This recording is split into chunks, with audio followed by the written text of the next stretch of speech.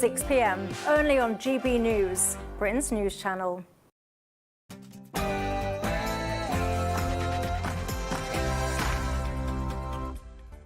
Hello, good evening. It's me, Jacob Rees Mogg, on State of the Nation. Tonight, the Labour Party has made a desperate attempt to make up for its losses to Reform UK by announcing migration changes. But tonight, I will reveal why none of this will change anything for at least 18 months. As Leader of the Opposition, Kemi Badenoch warns the EU ambassador that a Tory government would rip up a Labour-EU reset deal, I'll be joined by former chief Brexit negotiator, Lord Frost. As the Metropolitan Police bans white men from attending workshops, with Kent Police being sued for its thought crime raid, I'll be asking what on earth is going on with the police? Plus, does net zero spell the end of the British curry house amidst Labour's brutal war on the gas grid? I'll be joined by a curry house owner live from his curry house for tonight's finale. State of the Nation starts now.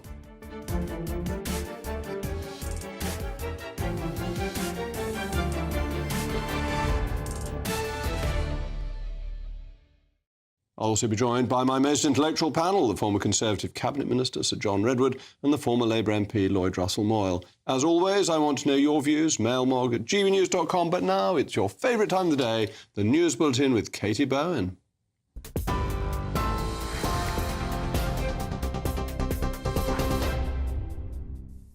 Jacob, thank you and good evening. The top stories at 8 o'clock. Counter-terrorism police are investigating a fire at Sir Keir Starmer's North London home that broke out in the early hours of this morning. London Fire Brigade attended and the fire was extinguished.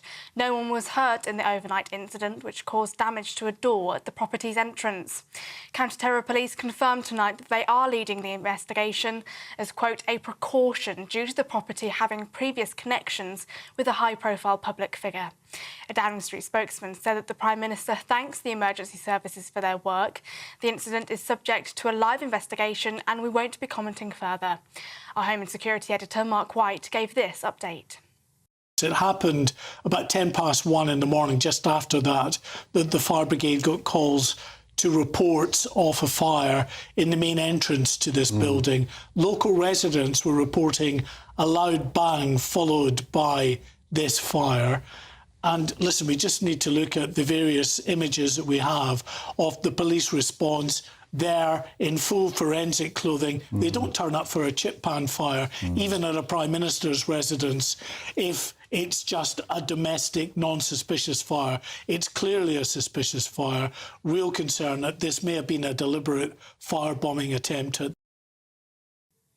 Elsewhere, the Home Secretary has said that immigration has previously not been properly controlled or managed, as she outlined the government's immigration white paper in the House of Commons.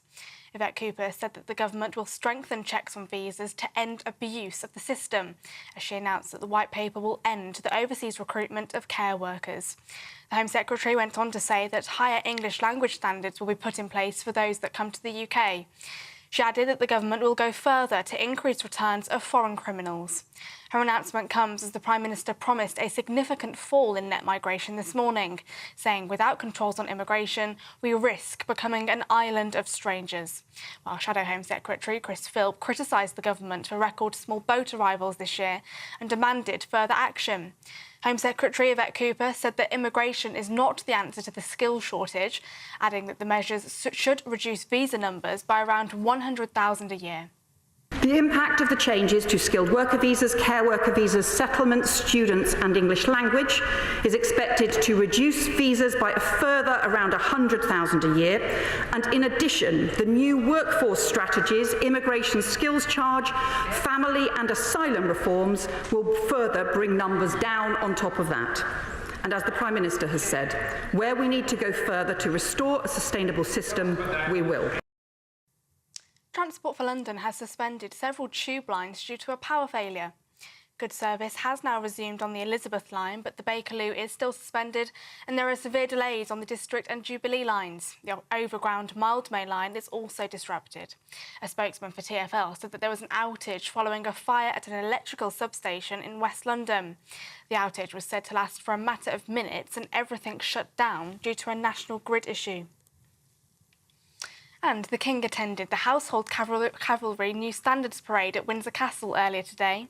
The standards symbolise the cavalry squadron's history, achievements and identity and are held in the highest reverence. His Majesty, alongside the Princess Royal, inspected the parade. King Charles told the Household Cavalry to carry the standards with pride and serve your country well. Those are the latest GB News headlines. Now let's go back to Jacob. For the very latest GB News direct to your smartphone, sign up to News Alerts by scanning the QR code or go to gbnews.com/alerts.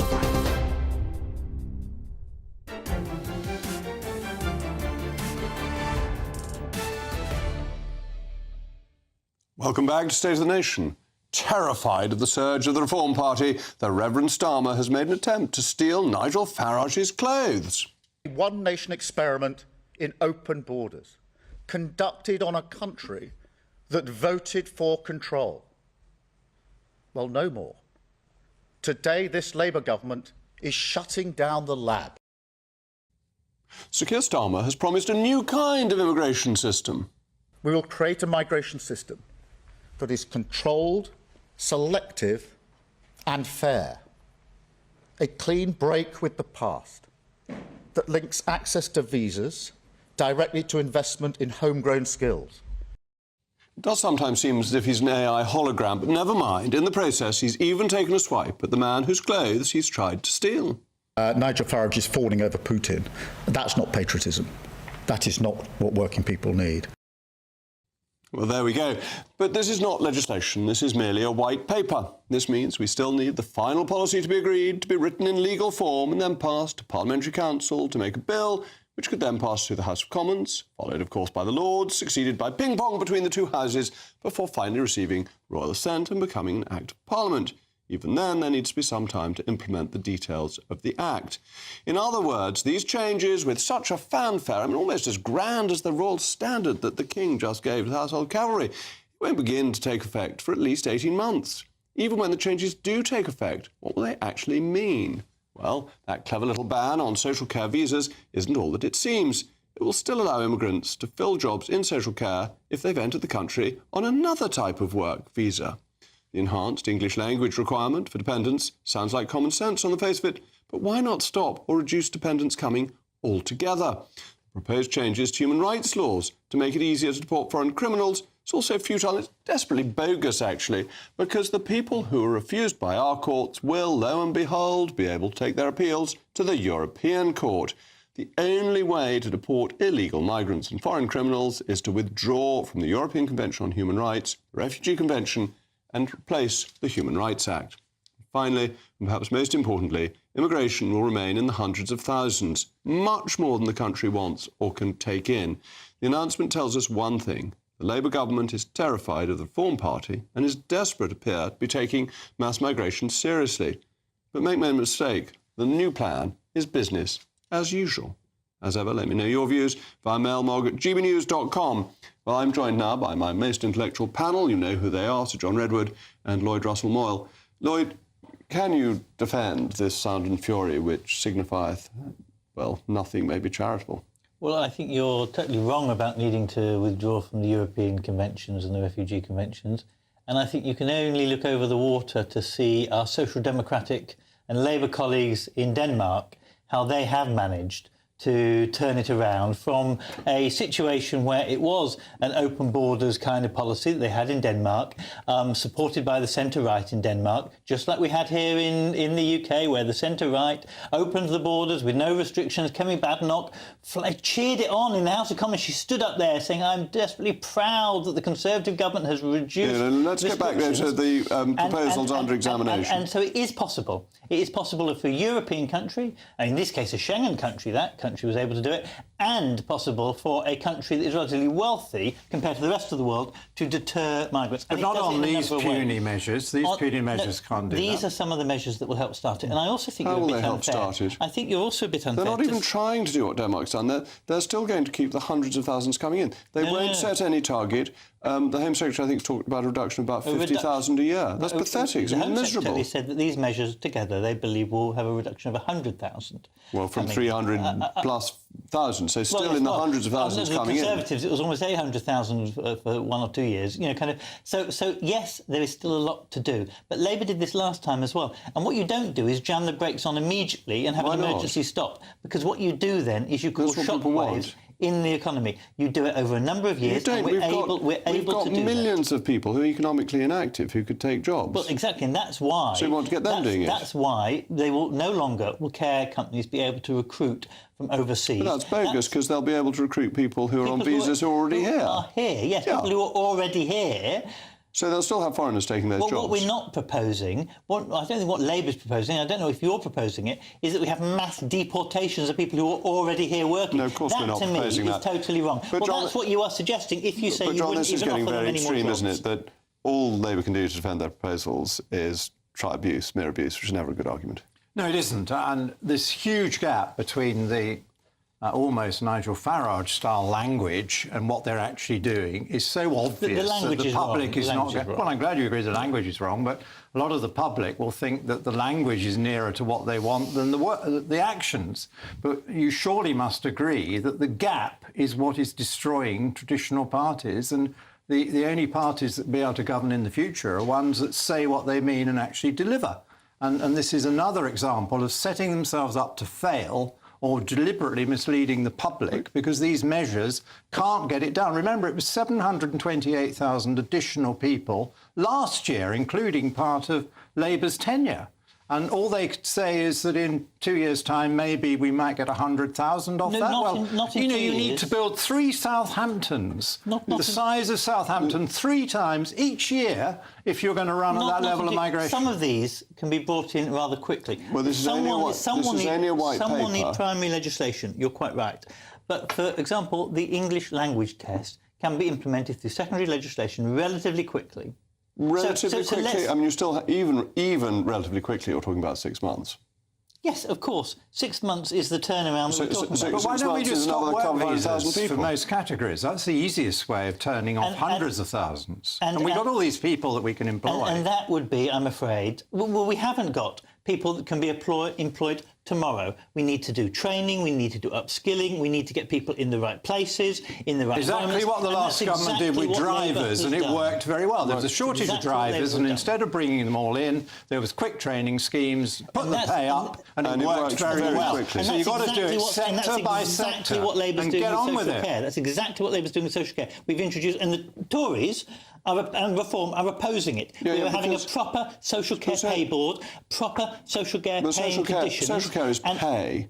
It's fundamentally pay. Paying conditions. That's and right. we are going to up those paying conditions. Well, if you up the pay, then you won't need to import so many people. You're right. That's the key. And that's the plan. And that's the plan. That's what we'll do. But this is about the numbers that will still be coming in, who will still be in the hundreds of thousands when the British people want it to get to zero. It will get down to what it was like in '97, like we did last time when we got it down to low numbers. Well, and reality is that the reason you have migration controls, border controls, is because poorer countries tend to have the wrong way of flow. More people want to come here than us want to go to poorer countries.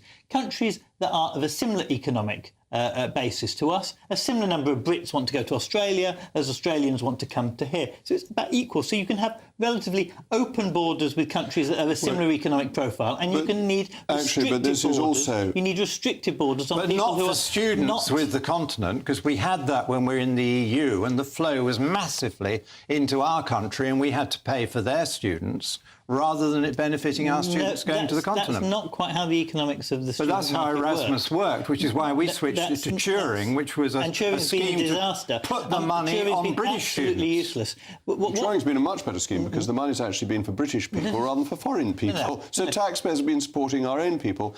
British students get the Turing money, whereas in Erasmus it goes to sponsor EU people. Turing money goes to foreign universities, and it goes... Following British students. Foreign universities get a nice windfall for it. Following British students. Foreign universities get a nice windfall. With Erasmus, our university's got a nice windfall, and the vast majority of those students went back. Who got better terms than British students? They didn't get better terms than British students. They did. They got better terms. If they went to Scotland, they got better terms than English students. Well, if they went to Scotland, but that was... Why have you got a downer on our young people? Surely we want to help our young people. Yes. And our young people got better university education and got access to the whole of Europe, and now they don't. But they didn't take up that advantage in many numbers, whereas now they can go to American universities or Australian universities. They were always That's exactly what they want to do. We may carry on some of this discussion later, but thank you very much to my panel. Next, I will be speaking to the greatest frost since the Great Frost of 1709, Lord Frost, about the Tories' plan to save Brexit from Sir Keir Starmer's EU reset.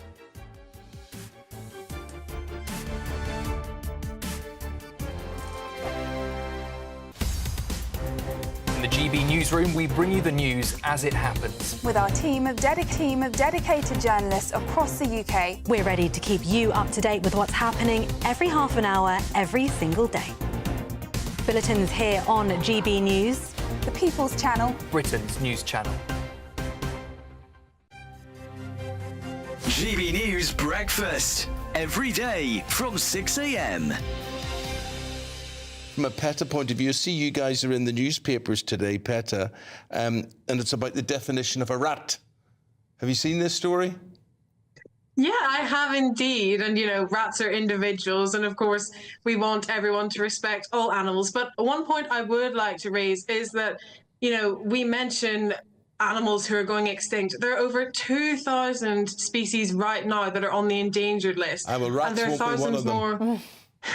Well, you know, rats are important as well, but we're here to talk about, you know, the dire wolves. And it's important to point out that we need to think about what's going to happen to these animals once they're released back into the wild, because this is really complicated. Yes, and we need to remember that humans don't have a good track record of our treatment of wolves. Thousands are being culled as we speak due to perceived overpopulation problems. So why are scientists trying to bring back more of these animals when their cousins are being blasted out of their homes? It doesn't make sense, and we need to focus our efforts on protecting animals that are already here. I get that. Just to say, a rat, according to the Cambridge Dictionary, is a small rodent. The noun can mean also an unpleasant person who deceives others or is not loyal. And you guys think that's unfair to rats, and you want it redesignated and redescribed. And I don't know if James Cagney would appreciate with you, you know, because I think when he was going, "You dirty rat, you dirty rat," I don't think that he was really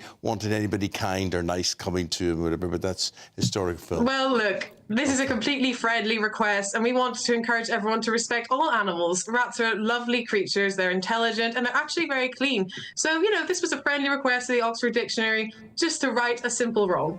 Okay. GB News, the People's Channel. Headliners on GB News 11 p.m. every night. It's got 3 top comedians going through the next day's newspapers so you don't have to read them, which is great. That's a good point. He's lying. I mean, maybe he's not lying. That's Headliners every night from 11 p.m. and 5 a.m. as well on GB News, Britain's news channel. Join me, Nana Akwe, for an informative, interactive news programme with a difference. It's fun. No, he didn't say that, Dave. I'm so surprised. I think there's an element of truth to that. Join me from 3 p.m. every weekend, only on GB News, Britain's news channel.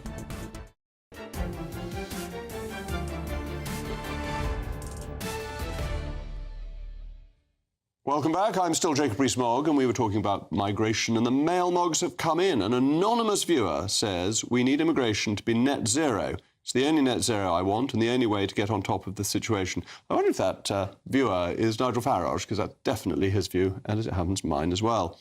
And Graham says, Labour will get migrant numbers down by simply destroying our economy and making Britain the last place anyone would head for. Well, I have a nasty feeling that may be true. What was it about creating a wilderness and calling it peace?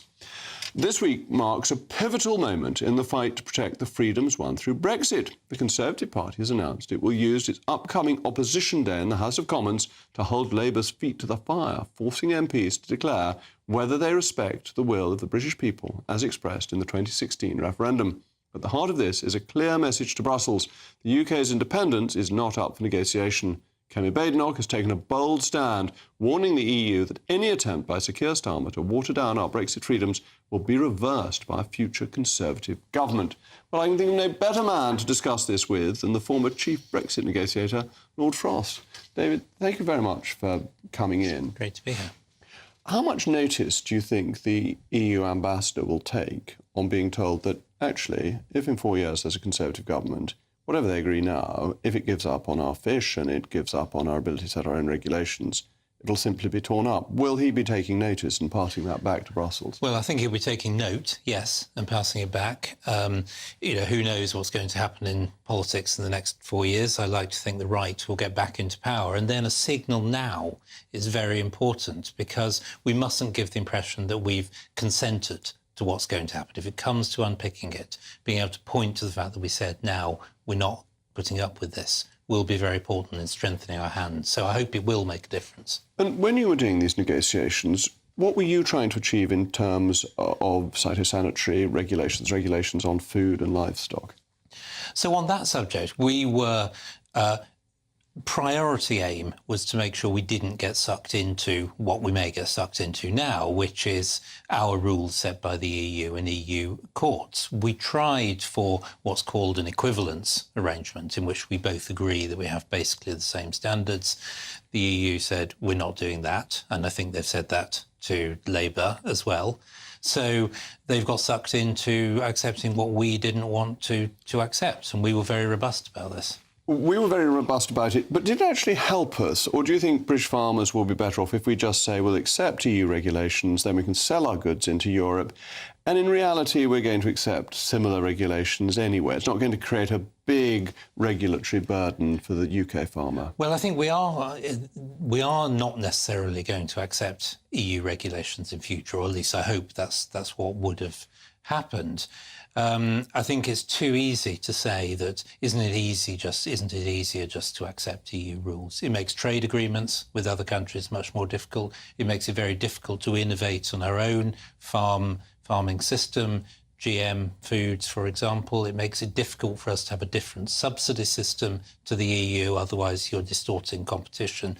So it sucks you back into all these arrangements, which I think are bad for growth and innovation. And what are you expecting on gene editing? If we accept dynamic regulation, will the gene editing facility that we've now got have to be cancelled? Well, that's the logic of it. The EU will only remove its trade barriers if we operate their rules. So where we differ, and there are a number of areas now that we differ, we will either have to get some sort of opt-out or we'll have to fall in. So live animal exports? Live animal is a good example of where the EU does not have a ban, and we do. But gastronomically, from my point of view, foie gras will be safe. So the lovers of foie gras should be pleased by this, if it goes ahead. Yeah, this is the best I can probably do in supporting dynamic alignment, is this will say foie gras. Give away our sovereignty for a little bit of foie gras. Foie gras, yes. I'm not sure that's a great deal. And then you come on to fish. Our fishing community has lost out through Europe. From a point at which we entered, it was a great betrayal prior to the entry in 1973. But is there enough of a fishing industry left, realistically, that if we were to keep all our fish post-2026, that would make a big economic difference? Or is this a card we can play to achieve all sorts of other benefits with our friends across the Channel? Well, the fishing industry has grown since Brexit, not as fast as we would have wanted, because the transition is a bit longer than we would have wanted, but we are getting full control of our waters back next year, and that will enable us to negotiate fully favourable quota settlements. Looks like all that's going to be swept away in this reset, and that'll be damaging for the fishing industry. Now, of course, fishing industry is not, it's not a massive industry in economic terms. Very important culturally, very important to particular communities on the coast. All that is just risks just being thrown away. Now, this is where it's interesting what the Leader of the Opposition is saying, because is she really saying that if the Conservatives win at the next election, she will simply say no more European fishing boats in our waters? We are applying 2026 as if this agreement hadn't been made. And likewise, on the dynamic regulation, we don't care. We're not doing this anymore. I think that is the logic of what she's saying. And I think if we have handed over powers permanently to set our own rules, control our own waters, whatever, we should be taking those back. We'll have to see exactly what Labour agrees, but that is the point of principle, I think, here. Again, do you think that's a point of principle that is a political reality, that when push comes to shove, a British government, even if it were led by Reform rather than by the Conservatives, would really say, OK, tomorrow the Royal Navy is booting out foreign fishing boats that are in British waters because we're going back to 2026? So what I would hope is that we can negotiate something that doesn't involve actual confrontation. And one of my theories of politics is if you talk about something enough and shape expectations, in the end it becomes something that's more achievable. So I would hope the EU would kind of understand that and come to an arrangement in 28. But we'll have to see. And should we, which I was actually very against, retaliate and apply our regulations to the EU, or does that just harm British consumers? Because we import roughly 50 billion euros worth of food and agricultural product from Europe. They import about 15 billion from us. Huge trade deficit. We run our rules to sort the European market. I mean, Trumpian terms, they're ripping us off.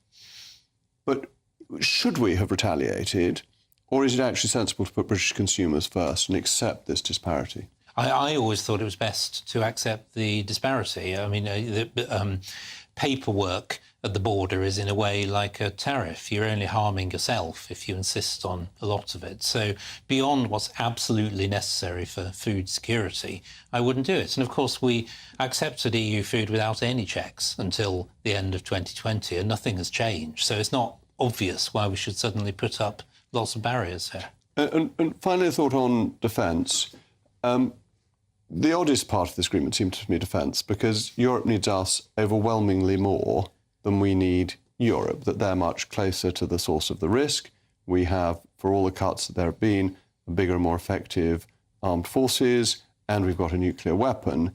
Why on earth are we giving things away to get to be part of a defence pact where they need us? Well, that's is one of the things I don't really... Well, I kind of do understand this in the agreement because Labour don't really care. They're happy to give away powers. But you're right, in a matter of logic, we should be using their wish to bring us back a bit closer to get other things we want. We don't seem to be doing that. We seem to be behaving like some sort of dodgy second-hand car salesman who's saying, will you take this defence agreement off my hands? I'll throw in EU law and the courts and some of our fishing grounds as well to get you to do it. And that's not a negotiation, unfortunately. David, thank you very much indeed. Shortly, I'll be asking what on earth is going on with the police amidst the latest case of free speech being under attack.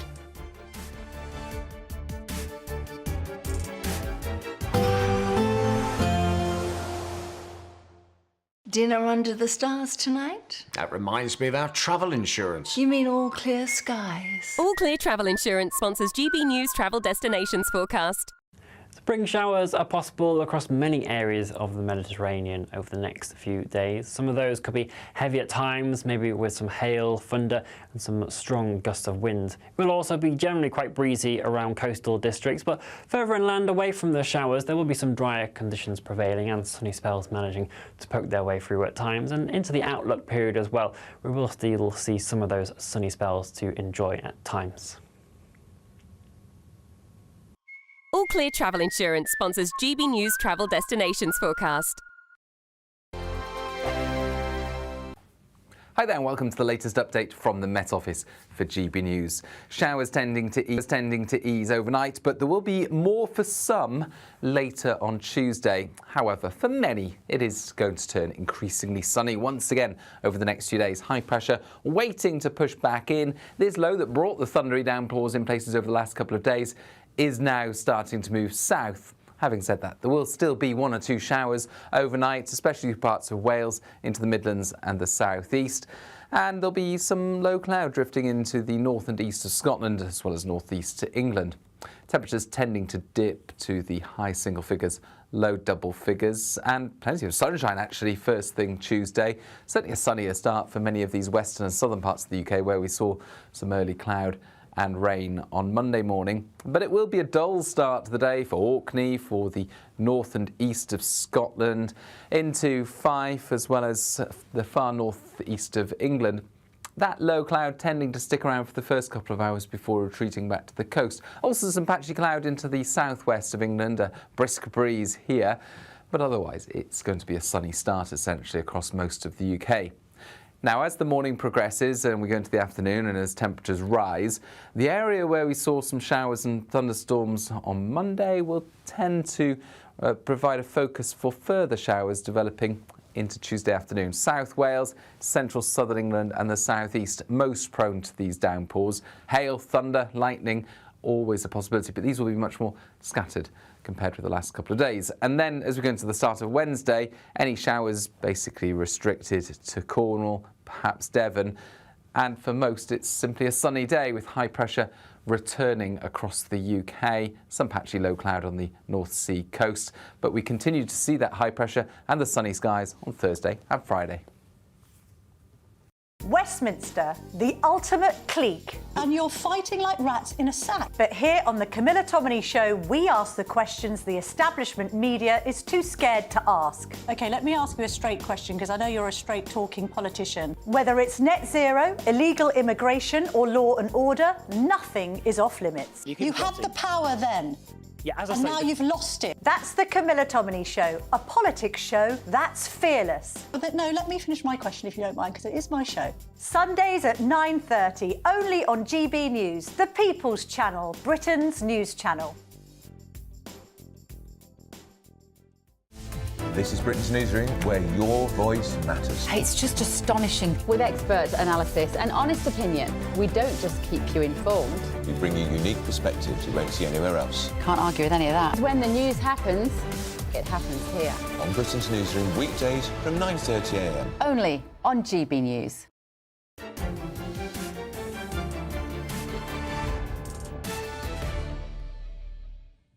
Welcome back. The Sun this morning had a list of useful Latin quips in which it did not include, but should have done, quis custodiet ipses custodes. In other words, what on earth is going on with the police? A retired special constable is summoning lawyers as he prepares to sue Kent Police after being wrongfully arrested over a social media post. Julian Folkes from Kent was handcuffed at his home after six Rozzers showed up to arrest the pensioner. Credit where it's due, Kent's police chief constable has phoned Mr. Smith personally to apologise for this mistake. But still, it's absurd. And that's not all. The Metropolitan Police is under fire for offering bespoke workshops for minority and female recruits to help them get promotion at the expense, of course, of their white male counterparts. Well, I'm joined now by former Scotland Yard detective Peter Blakesley, as well as my most intellectual panel, Sir John Redwood and Lloyd Russell Moyle. Well, Peter, thank you very much for coming back on the programme. Sure. All of us on this panel are great supporters of the police. They do amazing work, the courage the police show in the face of difficulty and danger. What's going on at a senior level that means that white men are being discriminated against in the Metropolitan Police and a special constable is arrested because they didn't even understand the tweet he'd put up? A brief history of policing, if I may. All right. Round about 1997, a certain politician by the name of Blair said education, education, education. And ambitious police officers thought, we'll have a piece of this. And off they went to university, often out of the public purse that paid for it. And they came back, many of them, into policing with a feeling that they were part of academia. And of course, this has perpetuated through the subsequent generations of police leaders. And in their intellectual snobbery, they've got to the point where they want so many of the frontline officers to get degrees or have policing degrees as part of that recruitment process. So policing really has moved away dramatically from the blue-collar occupation that it was, where police patrolled the streets, prevented crime and investigated crime when it occurred. This ideology, which has been picked up and indoctrinated into policing, generations of it now, is so hugely damaging that they're taking it upon themselves to patrol free speech rather than patrol the streets, and we are getting catastrophic situation time and time again. But are the chief constables not in control of their forces? Or do they actually want to do this? Because every time there's a story like this, the Chief Constable of Kent's had to apologise. The Chief Constable of Essex looked particularly silly recently. Only the Chief Constable of Greater Manchester is getting any plaudits for the way he's carrying on his force. Are they going along with this? Are they giving a lack of leadership?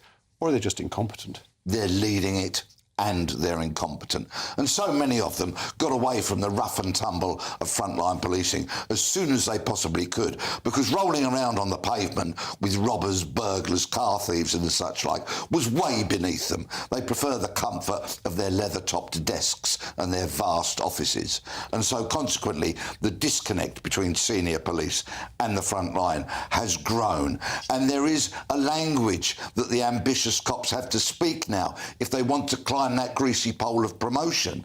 And so dissenting voices, of which there should be some, experienced cops getting these situations are going, there is no crime committed here. What on earth are we doing getting involved in it? And until voices like that are going to be heard, then these kind of ridiculous situations are merely going to happen again and again. John, to what extent is it our fault as politicians that we passed things like the Equality Act, we passed acts that made malicious communications illegal? The law may be there that is causing freedom of speech to be undermined. Yeah, that's right. I think some of the law went too far, and what started out as something well-intentioned, we don't want people putting on social media that you go here and pick up your gun and go and shoot people. That's incitement to violence and that's a crime. But it's gone so much further than that now. Or you said something disobliging, you said something somebody didn't like. Well, that's a pity, but that's not a crime. And we gave them enough opportunity to turn that into what they were policing. But like you, I want to believe in the police. I wish them every success. They do some extremely good work. But there's a big message from the public now, which you're trying to give them, which is you're out of line with what the public expect and want. And we have policing by consent. And the consent is to policing violent crimes, nasty crimes, burglaries. It's not to policing everybody's social media activities. And isn't that the problem, Lloyd, that actually the police are losing the consent, that the people who historically have always supported them are now finding that if they're burgled, the police don't turn up, but if a friend of theirs puts something on Twitter that they might think is ill-advised, they're around with 6 of them. And they keep always complaining they're under-resourced. Yes, there is some problems here. One of the problems is that I think we've also lost the distinction between civil crimes and criminal crimes. If you defame someone, say something nasty, it might well be that we want in a society there to be some punishment, but it should be done through the civil processes and not with the police. And that's how it used to always be if you defame someone. But now it seems to be if you defame a certain group or something that suddenly is a police issue. So we need to roll that back.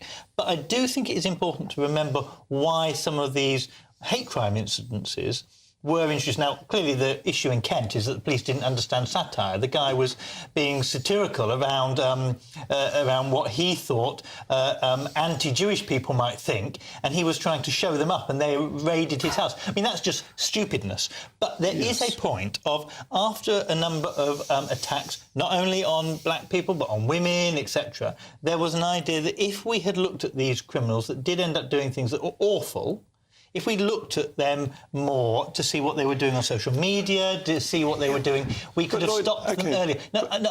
Sorry to interrupt, we haven't got a lot of time. All I'm saying is that I think that is where it came from. Right. It's from a good place. I just think it's gone too far. But then they desperately bungled the Sarah Everard policing, which was exactly in the category of things that you're saying they ought to have got right. So this is even more puzzling, because they seem to overreact even when they're protecting the groups that you say were previously underrepresented, underlooked after. Yes, they haven't got it right, and I suspect you can never get that kind of thing right. And so it's better to withdraw from that area entirely, focus on actual crime that's a crime in physical. And what we need to do is find a different way that we monitor, control and support social media, which is a different beast. Pete, I'll give you a final word. Do you broadly agree with what Lloyd was saying? Well, there are no civil crimes. There are civil matters and there are crimes. This is a clear delineation.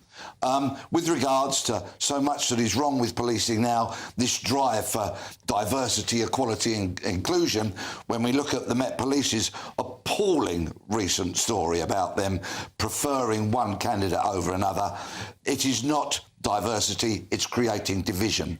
There is not equality, there is inequality, and it is not inclusive, it is divisive. They didn't prefer a different candidate over another, let's be clear. They gave them extra training, but they didn't prefer a candidate. Spending extra money on... Oh, we've had a spokesman from the Kent Rozzers who has said the caution against Mr Folkes was not appropriate in the circumstances and should not have been issued.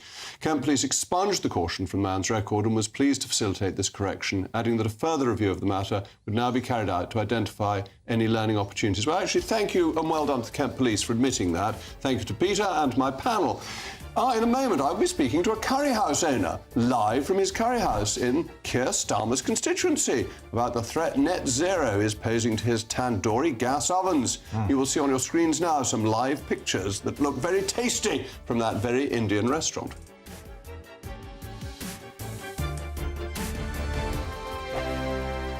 The royal family is an enduring symbol of tradition, unity and pride for Britain. At GB News, we celebrate what makes this country great. In our new royal newsletter series, you can join me, Cameron Walker, for Inside the Palace, an exclusive look every week that takes you beyond the gates and brings you the very latest from those at the heart of the monarchy. Never miss a royal moment again. Sign up now. Go to gbnews.com/royal newsletter and get the latest straight to your inbox. Exciting news. Every Friday, my Patrick Christie's Tonight Show is going to have a twist to it. We're welcoming some special guests. You. That's right, on Fridays I'm going to be doing my show in front of a live studio audience because this show is about you and what you have to say. It's going to be the same big debates, same big topics, same big opinions. But every Friday night at 9 p.m, you are invited to come on down to Patrick Christie's Tonight to be a part of the action. Only on GB News, the People's Channel, Britain's news channel. Hi, I'm Michelle Dewberry and my show is your opportunity to cut through all the noise and dive in headfirst to some robust debates. Ideas clash. Situation, isn't it? No, because the failure is... You're deliberately avoiding my point. Nothing's held back. And if you think this is the end of it, wait for more. And we do not shy away from the difficult stuff. Sometimes I want to shake people and say, if only you understood. So join me on Dubes & Co. weeknights at 6 p.m, only on GB News, Britain's news channel.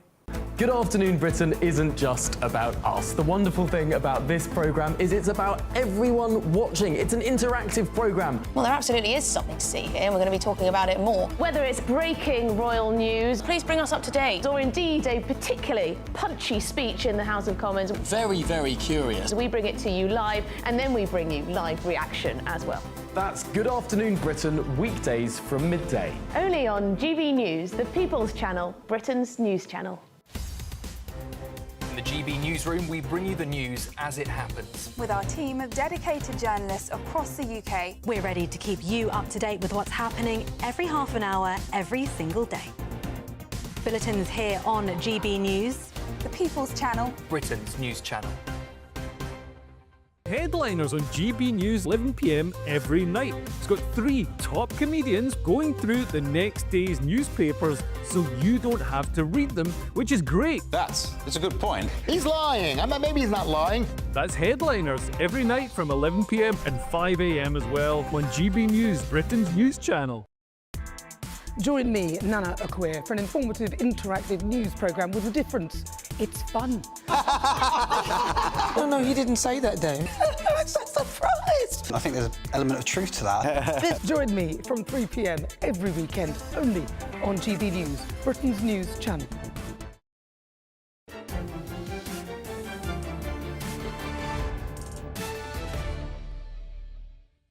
Welcome back. Could our nation's curry houses be wiped out by net zero?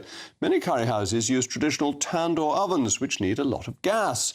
Any move away from these ovens could be financially ruinous for these mostly small businesses, as the cost of replacing tandoor ovens with greener alternatives could run into tens of thousands of pounds each. This has led to Secretary of State Ed Miliband being jokingly nicknamed the Korma Killer. Well, I'm joined now by Ruel Hussain, the owner of Indian Lounge in Sir Keir Starmer's North London constituency. Oh, Mr. Hussain, thank you very much for joining me. Tell me, first of all, how do you cook your traditional curries? We use a gas cooker for the curry. All the curry we use gas cooker, gas. And do you have to get a very high temperature from the gas? Is that why it's important that it's gas? Yeah, we have to use over 75 degree above to cook the curry. So it has to be gas, otherwise. Otherwise, it wouldn't cook. Is there any other fuel you could use? No. Would electricity do it as well? No, it has to be gas because our main tandoori dishes is cooked in clay oven. So it has to be used by gas. You cannot eat electricity or anything to cook any tandoori dishes. And our Indian food is a majority, over 30% is cooked in clay oven, tandoori dishes. So it has to be, without gas, you can cope with that. So are you worried about net zero making your business even more difficult? It will be very, very difficult throughout the country, especially Indian food.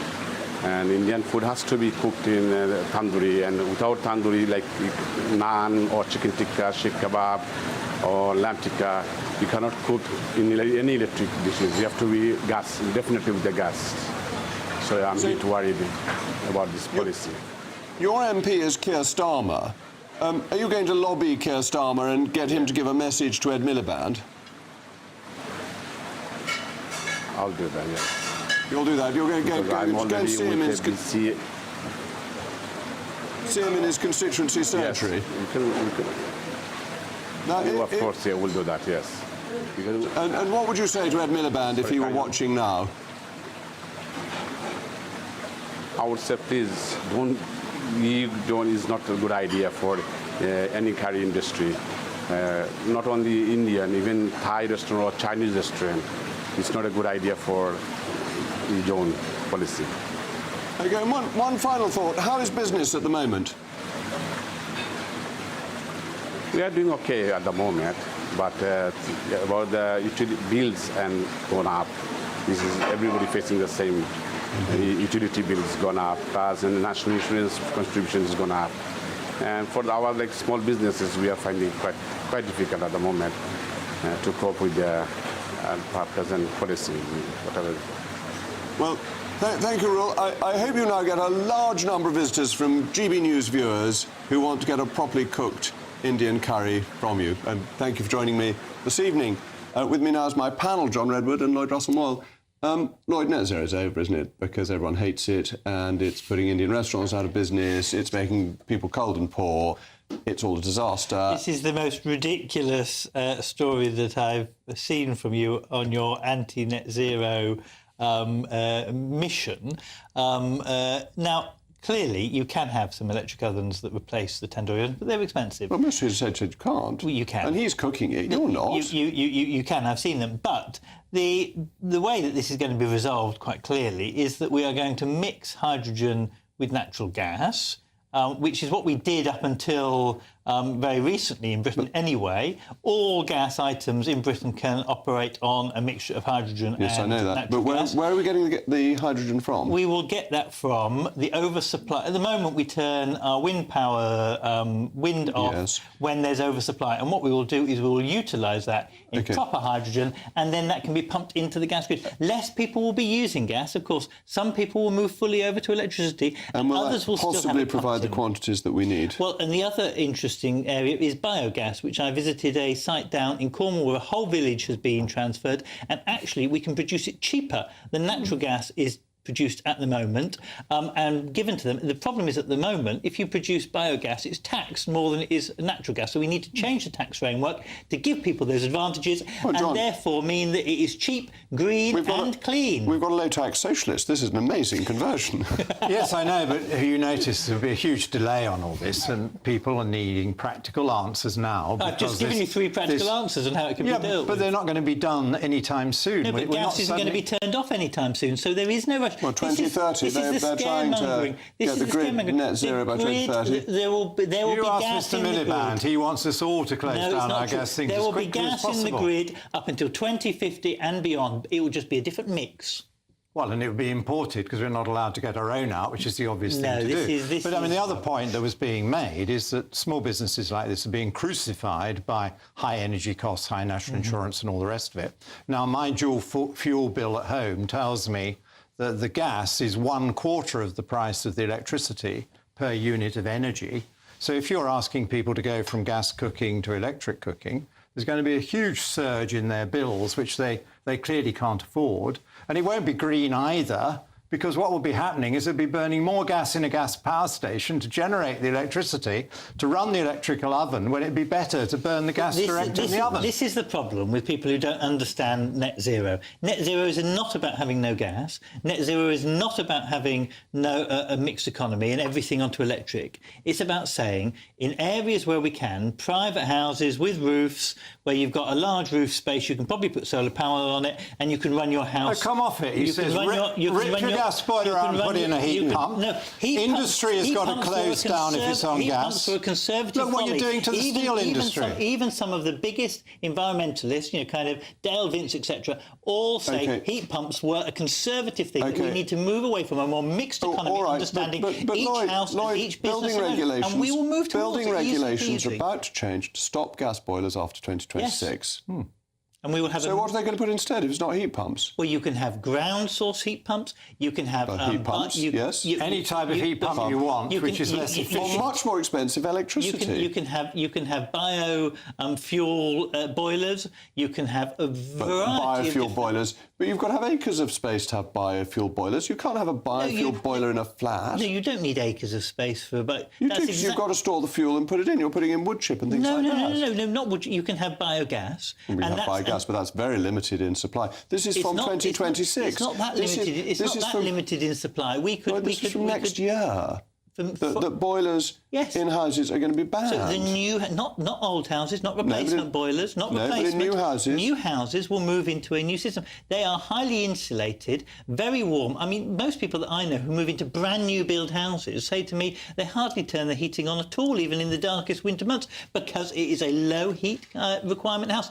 The problem is not new houses. The problem is old houses and restaurants like that, where no one will require them to get rid of gas. We will transition them to a different kind of gas. That's the reality, and you know it. But instead, you peddle this myth that everyone's got to be electric. That's not what's going to happen. That's what the government tells us. The government tells us we've got to get out of gas. The Labour talk about mixed economy. And the government says that gas is too dear and that we've all got to switch to electricity. And my bill tells me, as a domestic consumer, it's the other way around. So you've been listening to the wrong people. That's not what Ed Miliband's saying. Ed Miliband is saying a mixed economy with investment in sustainable aviation. He is saying net zero for power by 2030. Yes, net zero is different from no gas. That's not the same thing. You could have carbon capture and storage. Well, that's going to be £20 billion. Variety of different ways that you can achieve net zero. You just think why don't we just do what Nigel Farage is suggesting and drill, baby, drill, and get our fracking gas out. Drill with our gas market will not reduce the cost of gas for us. Of course it will. Of course it will.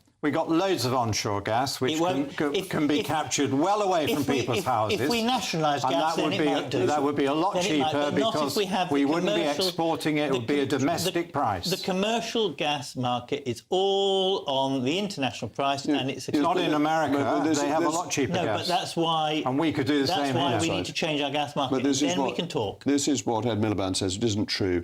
Any extra increase in supply reduces the cost if demand remains the same. So if we provide trillions of cubic feet of gas to the global market, the global price falls. Yes, you rely on the global price falling. That's what will happen if we produce more. No, because the cartels just adjust their... You're a cartel. Domestic gas down a pipe is a lot cheaper than LNG. The cartels just adjust what... OPEC isn't gas. The cartels, all the different... OPEC isn't gas, as you know perfectly well. There's not a cartel on gas. Come on. What they produce. I think you stumble there. Just what they produce. Imported LNG is a lot dearer. Let's get rid of it. They just adjust what they will produce, and the price will not change. We need to change the market. Domestic gas down a pipe will be cheaper. Gas, like Norway did, and then we can talk. All right, well, thank you very much to my most distinguished and intellectual panel, showing off their fine intellects and argumentativeness. They're practically my most pugnacious panel tonight. Anyway, finally, The Telegraph, in its mighty wisdom, has published a wonderful new piece extolling the virtues of God's own county of Somerset, claiming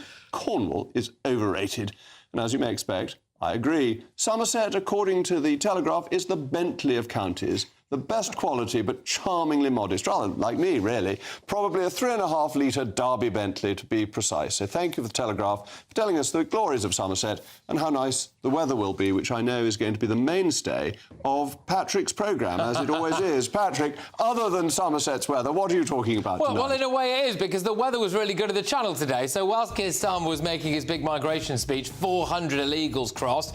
Is he going to leave the ECHR? No. So what was the point of that big announcement? I've got a blow-by-blow of what Keir Starmer, Yvette Cooper, David Lammy, Pat McFadden, Angela Rayner, they've all said in the past about legal immigration. Do they disagree with Starmer's announcement today? Do they all have to go? And yesterday, I was announced as the British curry industry's media personality of the year. Thank you very much. I am going to be talking about Ed Miliband shutting down your curry house. Stay tuned after the weather. Expect a warm front, moving from the kitchen right through to the rest of the house. Boxed Boilers, sponsors of weather on GB News. Hi there and welcome to the latest update from the Met Office for GB News. Showers tending to ease overnight, but there will be more for some later on Tuesday. However, for many, it is going to turn increasingly sunny once again over the next few days. High pressure waiting to push back in. This low that brought the thundery downpours in places over the last couple of days is now starting to move south. Having said that, there will still be 1 or 2 showers overnight, especially parts of Wales into the Midlands and the southeast. And there'll be some low cloud drifting into the north and east of Scotland, as well as northeast to England. Temperatures tending to dip to the high single figures, low double figures. And